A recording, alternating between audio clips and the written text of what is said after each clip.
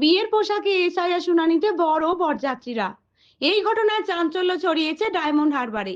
Diamond Harbour বিধানসভার 262 নম্বর বুথের বাসিন্দা আনোয়ার হোসেনের বিয়ের দিনই ছিল শুনানি।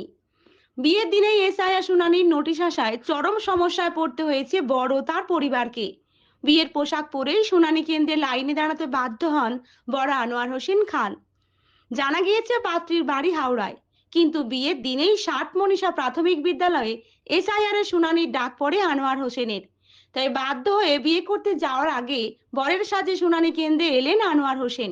সঙ্গে রয়েছেন বরযাত্রীরাও। তাদের 38 জনকে নির্বাচন কমিশনের পক্ষ থেকে হিয়ারিং এ ডাকা হয়েছিল। তুমি আইডেন্টিফিকেশন করে দাও, ওইটা যেটা গেছে সেইটা আইডেন্টিফিকেশন করে দাও। ঠিক আছে, সামান্য ভুলের জন্য আমাকে কি ভুল? নামের একটা